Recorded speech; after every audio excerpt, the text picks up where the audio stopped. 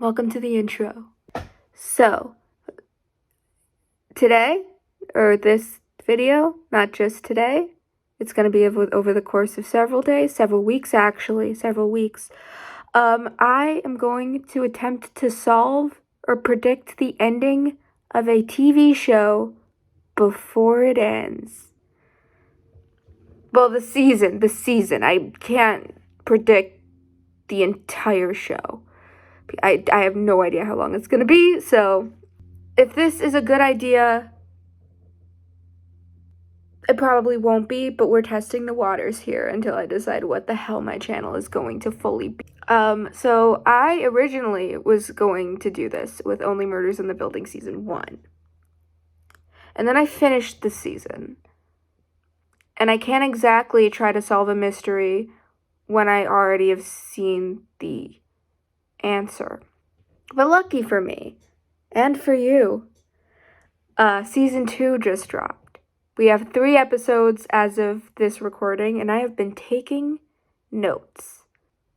So, I'm going to take it over to Future Wayward to talk about her theories. Hold on, past Wayward. Slightly in the future from you realized we might need to do a quick overview of Season 1 for people who are just here for this video. We start by meeting our 3 main characters. Charles, who played a cop on TV back in the day and is now playing the role of lonely man in a hat. Oliver, a play producer who only ever produced flops and may or may not have caused accidental injury to a bunch of his actors. And Mabel, Selena Gomez. So since I don't want to make this video too long, I'm just going to go over the major plot points. So the murder trio meet in an elevator and discover they all have a love for true crime podcasts. Oh no, a dude died. So the 3 of them start investigating because they don't think it was a self-inflicted unalive like the cops are saying.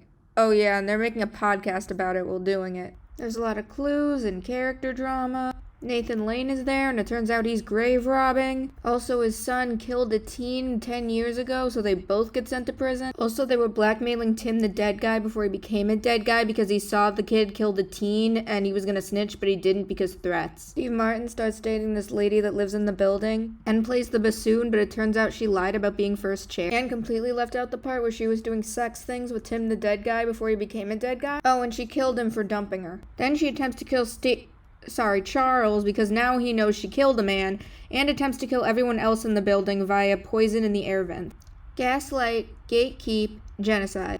But she's stopped by the murder trio, and she gets arrested, and no one was harmed. Well, except for Bunny at the end of the episode, who was stabbed and murdered. And now it looks like the murder trio might have done it, but they didn't because they're the main characters. And that's what you missed on Glee.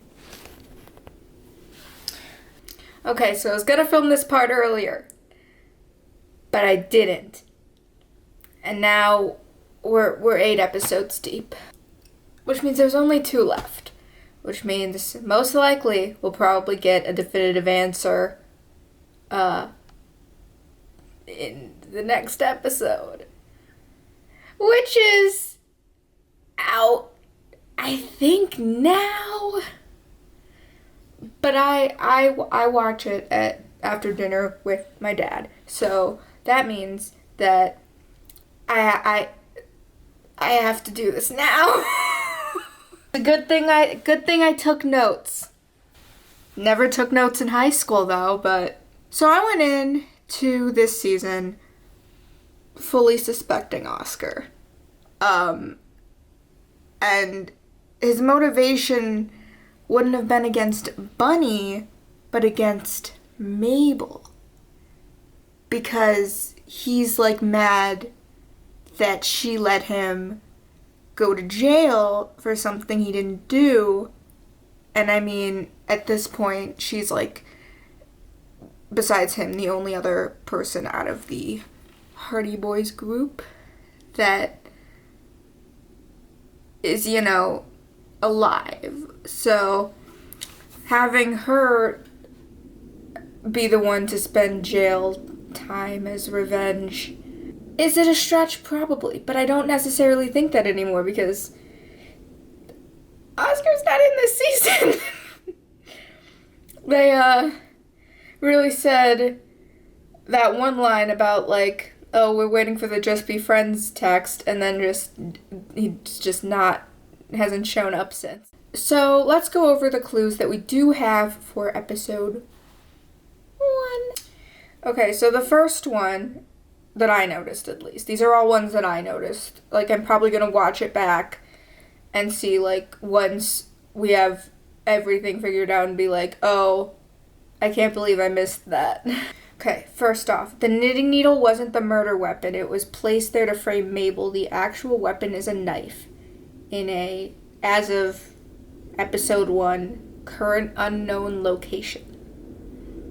2. The secret passageway that connects Mabel and Bunny's apartments from last season. I don't remember if that was brought up again in episode 1, but I remember there's a direct route to Bunny's from Mabel's apartment, so a very easy, like, passageway. That's what it is. Bunny was still alive when she got to Mabel's apartment, which was probably obvious, but I'm dumb and didn't think of that.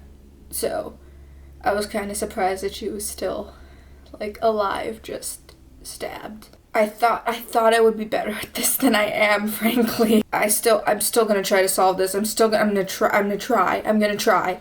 It's the thought that counts, or my lack of thought. So obviously we have 14 and Savage. 14 I thought could be an apartment number or the beginning of one. We still don't really know what she meant by that.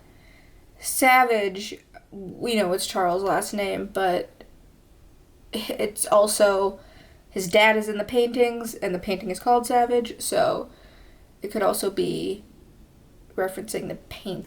So, since this is the first episode, we really have, like, not much to go off of from here. So we'll just move on right into our clues for episode 2. So I figured Howard's eyebrows was probably a clue, or I did not buy his excuse that I think he said he got it while playing with Sevelin. Fully did not believe that, but he did say later that Nina had punched him, which goes into the fact that we have a new boy president, Nina.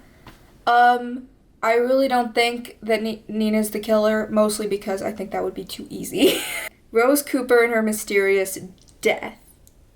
I'll explain why I have quotation marks. Amy took the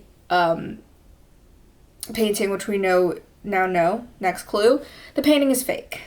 It's a replica. And I also put down that Charles's dad was arrested at the apartment, at Rose Cooper's apartment, when Charles was younger. And I don't know what that means regarding the case, but I definitely think something messy was going on in that apartment. So, why I put quotations around death. I think that Bunny's mom is Rose Cooper. She cared a lot about the Savage painting, but she also knew enough to identify it as a replica. She knew that the painting was torn in the back and all the other things she listed, which I only remember the fact that the canvas was torn in the back. But when she's outside getting in the car, or Charles is helping her in the car, she says, "I was having an affair with your father for years." And then he says, "But I thought Rose Cooper was having an affair with my father." And she says, "She was too." Like, that sounds to me like someone who forgot that she was doing something under an alias. And I think that the reason she had to do it under a secret identity is maybe her family didn't approve of her wanting to do painting, or she wanted more of a recognition just for her talent rather than being the granddaughter of the architect that built the, what the fuck is the building called again? The Arconia. And also, the fact that Amy took the painting, I don't fucking think it's Amy. I really don't. Why the You're telling me the killer's Amy fucking Schumer? No, she's been in 2 episodes and she's playing herself. It's not Amy. So episode 3 was really weird. Like, we have a lot of new information, but nothing that really at the moment feels like it's really pointing towards the identity of the killer. So we have the receipts from the day of the murder, the Bunny's receipts from the fucking Pickle Cafe. I don't remember what it's called, I just remember it's Pickle something.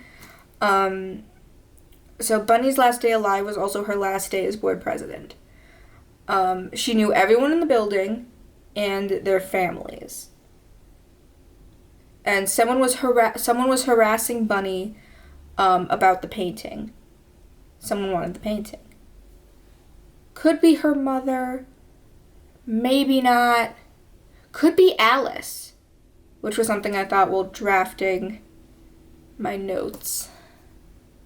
Could be Alice. Alice is real messy. Alice is real messy right now. Bunny was close with the waiter at the fucking pickle restaurant. I don't know, and she gave him a fuck ton of money. Like, that was a lot of money. Bunny changed her mind about stepping down as board president, which we saw in the party scene, which is also where we find out that Nina was lying to Bunny about wanting to preserve the hotel in its historic, my vocabulary is not that big, I'm sorry. Leave a comment giving me a fucking word that could have worked there. We see that Bunny tried to join the murder trio's celebration party, and they turned her down because they didn't compute that she wanted to come party. And she could have gone into Mabel's apartment because she knew they would be there, and she was looking for help after being stabbed. We know that she also recognized the killer because when she opened the door, it was clearly not a "who are you," it was a "what do you want?" So she knows her attacker. But that probably doesn't really limit the pool here, because keep in mind, she knew everyone in the building and their families. So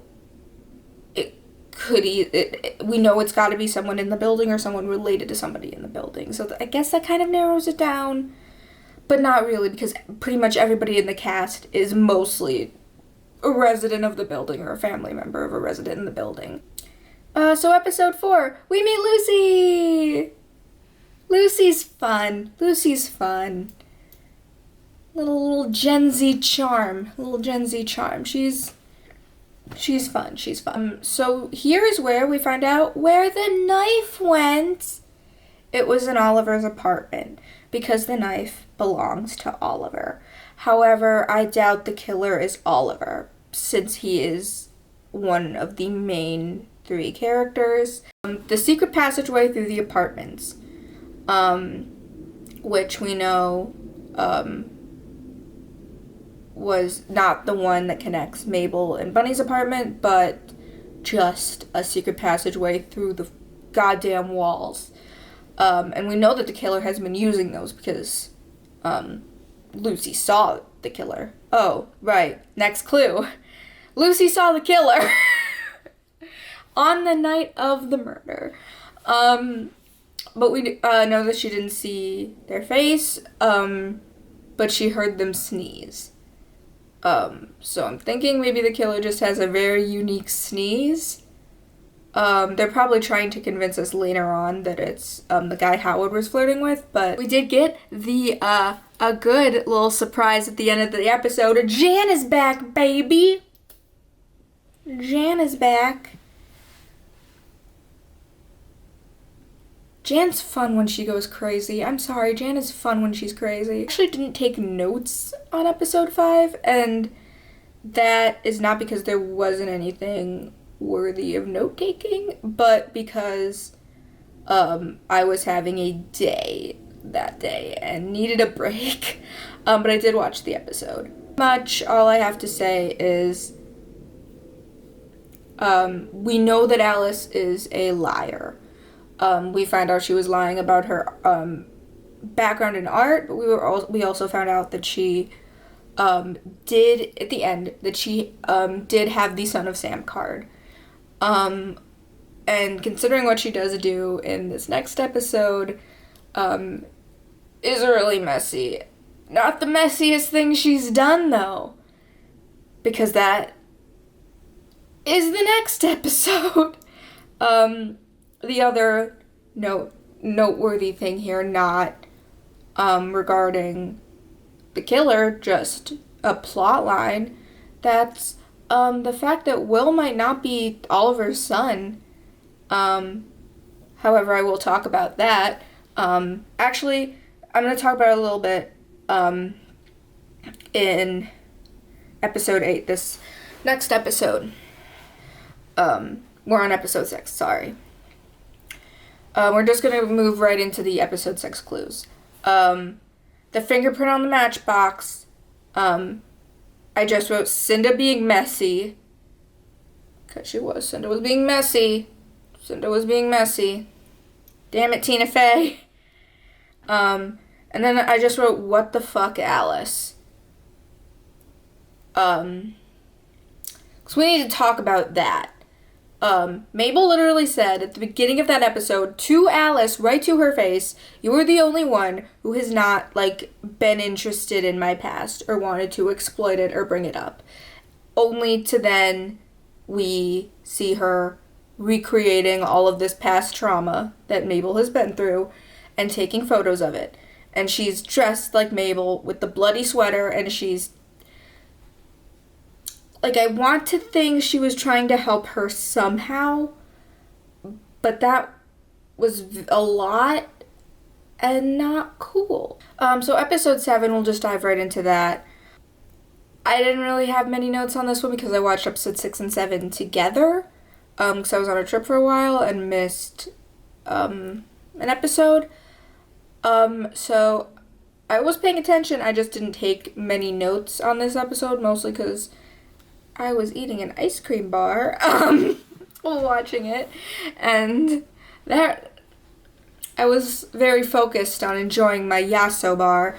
But pretty much I'm just glad that Mabel and Theo got to reconcile. I just don't really think Theo meant to kill Zoe in season 1. I think it did look to me like she slipped. He even mentions, or signs rather, Theo is deaf, that he doesn't remember if he pushed her or if she fell, and he still thinks about that. And he's clearly he seems sweet to me. He seems like a sweet character, so I don't think. Also, we see in season 1 that he literally threw up and ran to his dad after Zoe fell off the building. So it doesn't seem like an intentional thing to me, so I'm glad that Mabel got to understand that too. Oh, Glitter Guy. I forgot Glitter Guy. We bombed Glitter Guy with a glitter bomb last episode. So now we got a trail of glitter on this person who we think is the killer, but I don't think it's the killer. I'll explain what I think about Glitter Guy. In this next episode, episode 8. So, first of all, I just want to say I'm kind of disappointed that this DNA plotline is going, extended way longer than it has to be. We're getting the answers in this episode, which, not this episode, tonight's episode. But I do have a theory regarding that, so I'm gonna just bring that up now. I think that Oliver is Greek and Will is his son. But I think that instead of Will and Theo being half-brothers, somehow it's Oliver and Teddy. I don't know, I don't have any solid proof for that, or any proof, but it sounds poetic in my brain. So that's what we're gonna go with. Um, Probably it's just gonna be that Will is a Demas and he's fucking Nathan Lane's son and not Martin Short, but I don't know. I don't know. It sounded, I don't know. I just want good things for Oliver, okay? Um the possibility that it is like a serial killer stabber, which I'm not buying. That got brought up by the superfan. I'm not I'm not buying that. I think this was definitely a um motivated, not just stabby, I'm a serial killer thing. I think this had like a crime of passion, but like probably not in the love sense. Am I articulating that well? I need a dictionary or a thesaurus or something to find words that describe what I need to say. I wrote down the fact that Nina got a package delivered, because I think maybe that has something to do with it. What's in the box, Nina? What's in the box? Like I said, killer sneezed. The killer sneezed when Lucy saw them. Clearly the sneeze is important, and based on the clips in the episode, they're trying to make it seem like it's Howard's new boyfriend, but I kind of doubt that. I mean, like I said, he's on my list, but he doesn't really seem like someone who would have the motive. Like I said, this had intention behind it. And I don't think, I don't even remember this guy's name. I think it was Jonathan. Was that his name? Because he's a brand new character, and I don't know. It doesn't seem like he had really much of a personal relationship with Bunny. She probably just knew of him, knew who he was, because she knew everyone in the building. Now we know who Glitter Guy is. Let me talk about Glitter Guy. So obviously we know now Glitter Guy is the cop. Not the nice cop with the new baby, but the male cop or guy cop, the guy that was on Friends. The guy that played one of Phoebe's ex-boyfriends on Friends. We know that he's Glitter Guy. We know that he's the one that Mabel stabbed on the train. We know that that's him because we see the glitter on his neck. So I don't think he's the killer.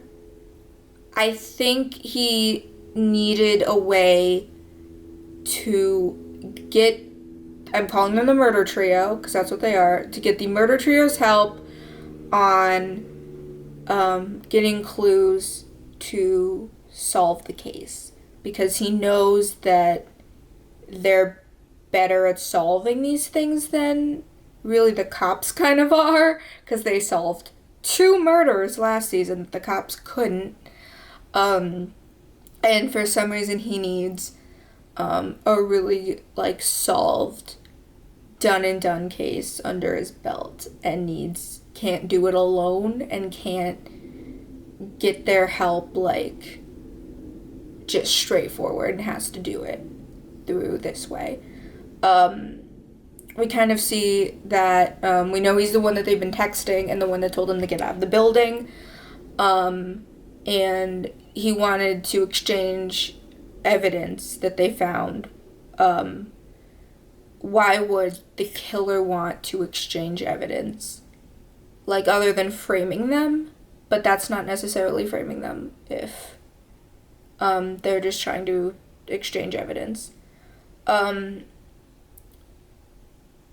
It didn't really look to me like Glitter Guy was ever really attacking them that I could remember.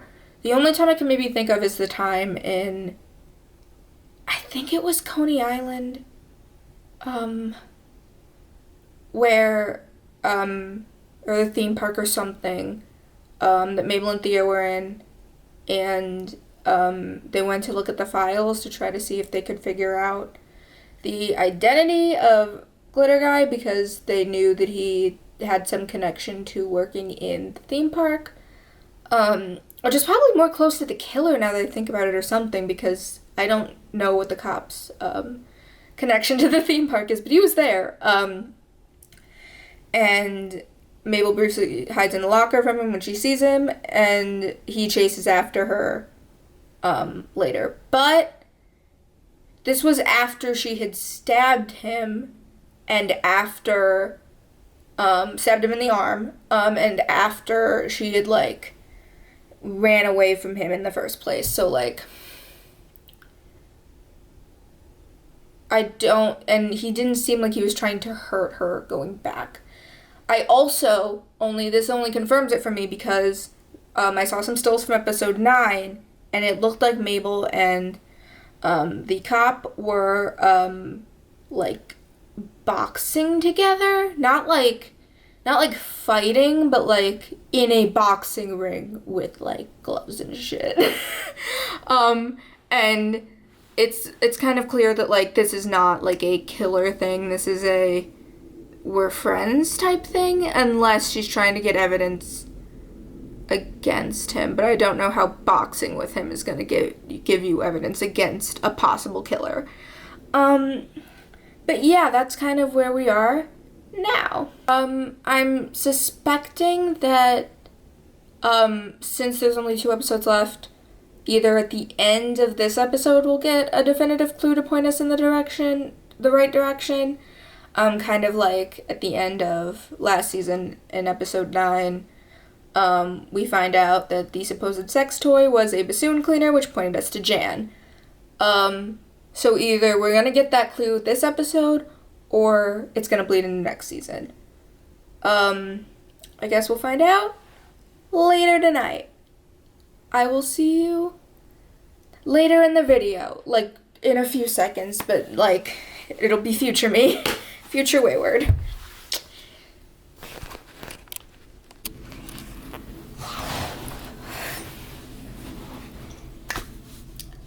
So,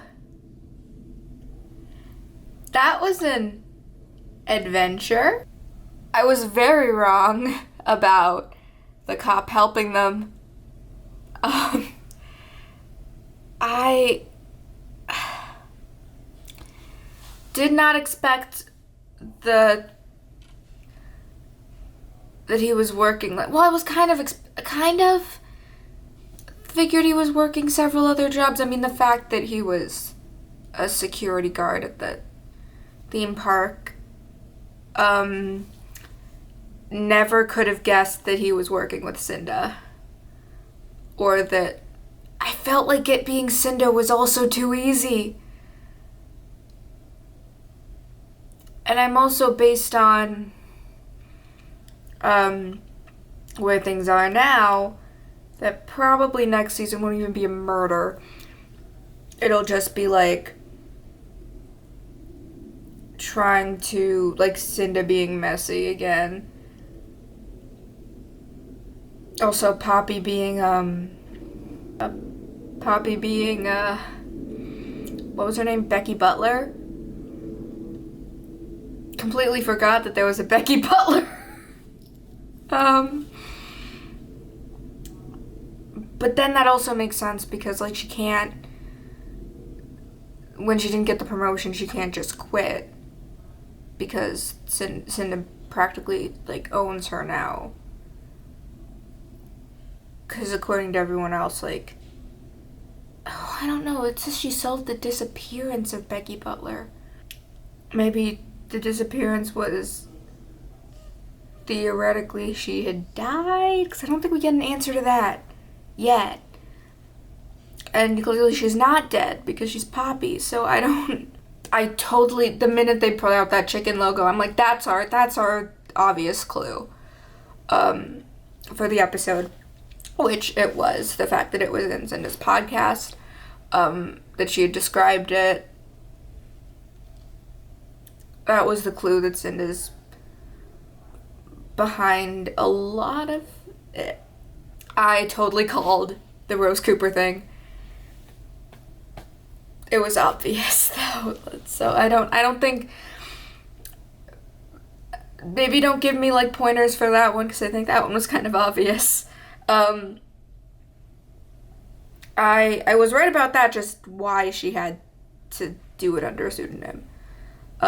Did not expect her husband to be in any way part of that. Frankly, I forgot that she had a husband, but she was married and like had Bunny, so and the real painting being under the parrot cage. And I wrote down that she was probably hiding it to prevent whoever was harassing her from getting it. And that's why she hung a fake one. Which also, the cop being the one who texted them to get out of the building, they had to leave so that they could be outside and be framed, probably. Because I don't think Cinda wants them dead, just decredited or put in jail. Although I wouldn't put it, we don't really know what Cinda's done or is capable of, but we know that she, at the very least, can theoretically make people disappear. If Poppy being Becky is anything to go off of. The watch, Charles's watch that was his dad's, and it having coordinates or the address to Rose Cooper's house, and the fact that the painting had like another painting under it for the Charles dad, and that like him and Alice Cooper were not Alice Cooper, oh my god, that's from Riverdale. Rose Cooper, him and Rose Cooper were like he was trying to help her. I still don't know why he got arrested. Yeah, the last thing I'm gonna talk about for this episode, we get the results of the DNA test thing, and my theory was completely off, which there wasn't any evidence for that. I just thought it'd be fun.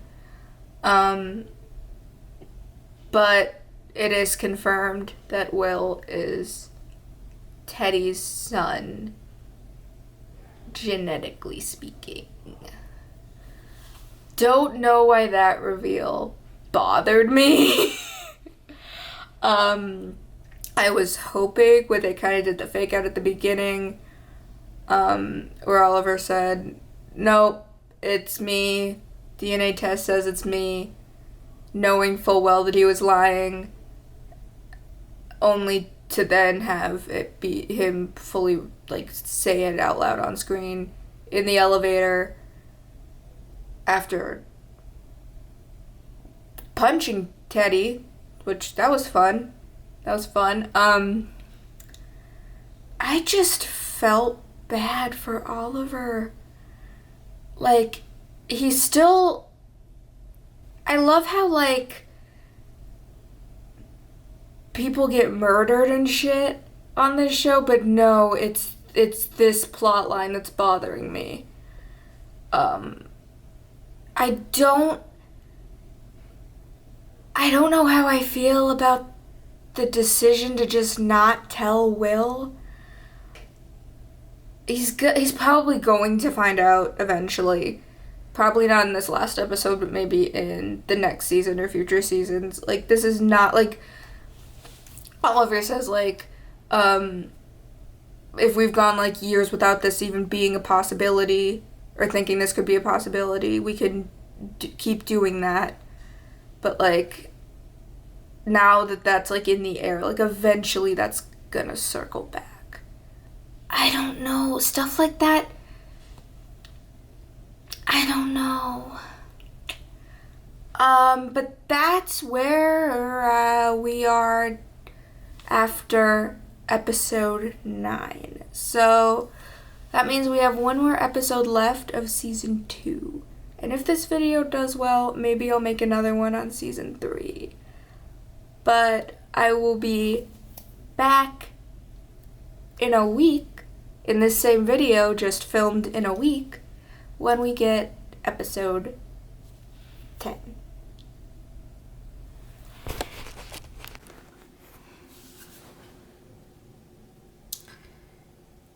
So, I wasn't even close. I mean, it's not like I had really a set in stone guess, but pretty much none of my final suspects was the answer. Okay, first of all, I got my hair down. What do we think? But no, the funny thing is I did write in my notes a few episodes ago, I don't remember which one, I did write it's totally Poppy. And then I retracted that and didn't mention it in the video because I really just, my next note was like, no, that's impossible. That makes no sense. And yet, kind of feel like I have some thoughts. So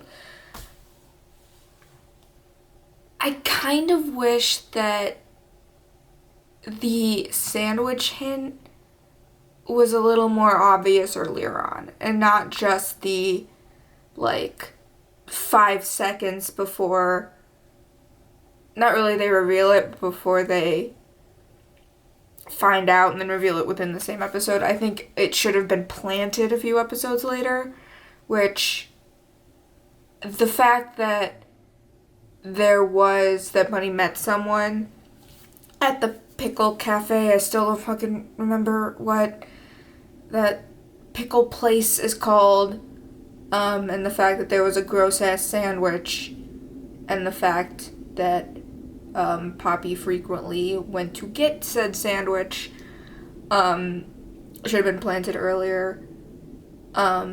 Maybe kind of in passing mention that it's number 14 on the menu. Overall, I did enjoy this season. I did. I think a lot of the clues just completely went over my head like I predicted they would. And the same thing did kind of happen with season 1. I remember I was in the car with my dad the day after we watched it, and I was like, I still can't fucking believe I didn't catch that. I feel like there were way more clues looking back about Poppy being Becky Butler than there were about her being the murderer. And that two things don't really naturally mean she could be both, which she was. The cop guy, is his name Krebs? Like crepe? Like crepe? Is that literally his name, but with a K?